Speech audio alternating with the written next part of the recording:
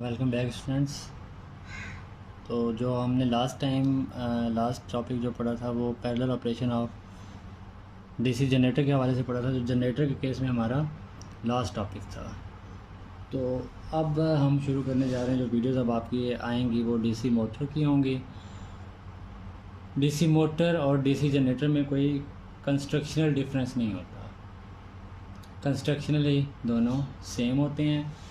बस फ़र्क क्या होता है कि आपके पास जनरेटर जो है वो कन्वर्ट करता है डीसी इलेक्ट्रिक पावर में जो मैकेनिकल पावर दी जाती है, जबकि जो आपकी डीसी मोटर होती है वो जो कन्वर्ट करती है DC electric power into mechanical power.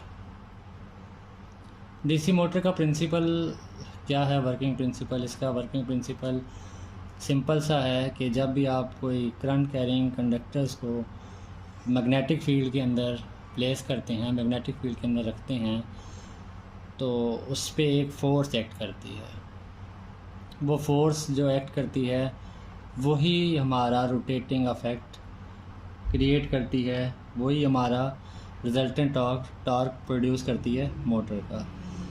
अच्छा, इसमें आज जो टॉपिक हम पढ़ेंगे वो दो ही टॉपिक होंगे। Working principle of DC motor होगा और जो सेकंड टॉपिक होगा वो बैक ईएमएफ होगा। अच्छा जी, प्रिंसिपल क्या है? वर्किंग प्रिंसिपल वो यही है कि जब आप करंट कैरिंग कंडक्टर को रखते हैं अपने मैग्नेटिक फील्ड के अंदर, एक ऐसा कंडक्टर जिसमें से करंट गुज़र रहा है, उसको आप जब आप मैग्नेटिक फील्ड के अंदर रखते हैं उस पर एक फ़ोर्स एक्ट करती है, उस पर एक फ़ोर्स एक्ट करती है।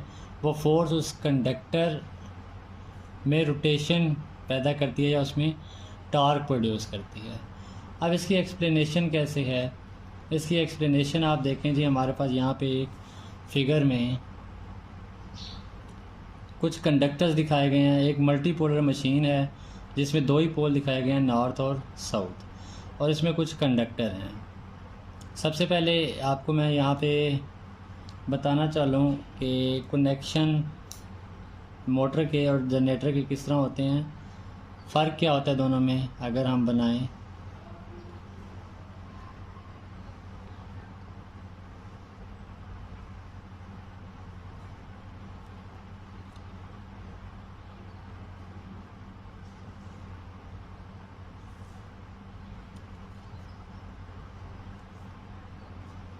ये हमारे पास एक डीसी शंट मोटर की कनेक्शन डायग्राम है। दोनों में डिफरेंस क्या होता है?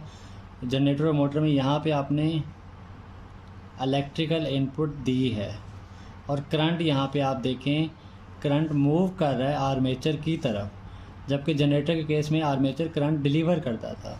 यहाँ पे आर्मेचर करंट ले रहा है। जनरेटर में करंट आर्मेचर से डिलीवर होता था, जबकि मोटर के केस में आर्मेचर करंट लेता है। ये दोनों की कंस्ट्रक्शनल डायग्राम में डिफरेंस है। कंस्ट्रक्शनल डायग्राम कह रहा हूँ, वैसे कंस्ट्रक्शन में कोई डिफरेंस नहीं है।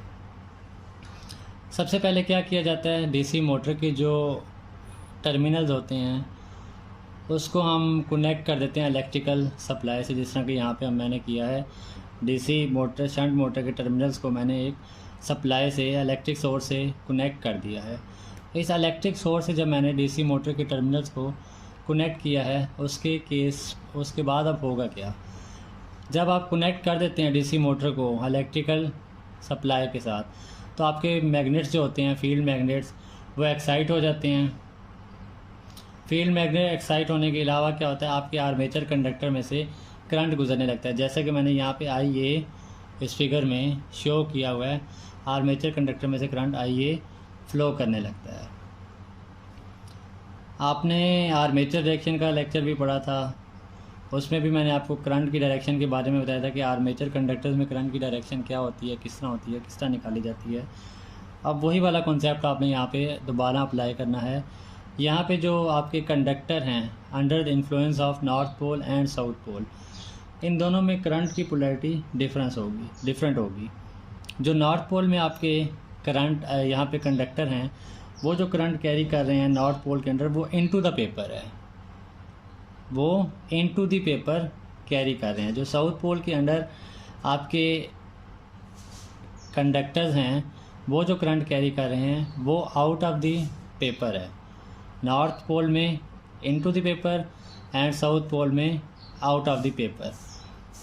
अच्छा, अब हर कंडक्टर जो एक करंट कैरी कर रहा है और उसको मैग्नेटिक फील्ड में रखा हुआ है, तो बाय डेफिनेशन जो मैंने आपको बताया था, जब करंट कैरिंग कंडक्टर को मैग्नेटिक फील्ड में रखते हैं तो उस पर एक फ़ोर्स लगती है। तो हर कंडक्टर पे एक फ़ोर्स लग रही है। यहाँ पे देखें, ये छोटे छोटे एरो फोर्स को जाहिर कर रहे हैं। अब ये जो फोर्स लग रही है हर कंडक्टर के ऊपर, इसकी डायरेक्शन हम फ्लेमिंग के लेफ़्ट हैंड रूल से निकाल सकते हैं। सब कंडक्टर की फोर्स की डायरेक्शन हम फ्लेमिंग लेफ़्ट हैंड रूल से निकाल सकते हैं। फ्लेमिंग लेफ़्ट हैंड रूल से आप जो फोर्स की डायरेक्शन है वो निकाल लेंगे तो वो सारी क्या है, आपके काउंटर क्लॉकवाइज आपको मिलेगी। फ्लेमिंग के बाएं हाथ का कानून आपको पता है, लेफ़्ट हैंड रूल, उससे आप इस पर जो करंट कैरिंग कंडक्टर हैं इस पर लगने वाली फ़ोर्स की डायरेक्शन निकाल लेंगे। हर कंडक्टर पे जो फोर्स अप्लाई हो रही है, ये सब फोर्सेस ऐड अप हो जाएंगी ये सब forces adds up together to form the driving torque. ये फोर्सेस आपकी सारी जमा होके आपका रिजल्टेंट ड्राइविंग टार्क प्रोड्यूस करेंगी, जिसके नतीजे में आपकी मोटर में रोटेशन प्रोड्यूस होगी। ये तो था working principle of DC motor. जो अगला आपका इम्पॉर्टेंट टॉपिक है वो बैक ईएमएफ है। बैक ईएमएफ या इसको दूसरा नाम दिया जाता है काउंटर ईएमएफ का, काउंटर ईएमएफ, बैक ईएमएफ और काउंटर ईएमएफ। इसमें होता क्या है, जब भी आपका आर्मेचर रोटेट करता है, तो उस टॉर्क के अंदर जो आपका प्रोड्यूस हुआ है, अभी हमने पढ़ा था working principle of DC motor, जब भी आपका आर्मेचर रोटेट करता है उस टॉर्क की मदद से जो उसमें प्रोड्यूस हुआ है, तो चूँकि आर्मेचर में कंडक्टर होते हैं, कंडक्टर भी मूव करते हैं। अब जब कंडक्टर रोटेट कर रहे हैं, मूव कर रहे हैं इन मैग्नेटिक फील्ड, तो क्या होगा, एक ईएमएफ आर्मेचर कंडक्टर में भी प्रोड्यूस होगा, एक ईएमएफ आर्मेचर कंडक्टर में भी प्रोड्यूस होगा। वो ईएमएफ जो आर्मेचर कंडक्टर में प्रोड्यूस हो रहा है, it always opposes the applied voltage.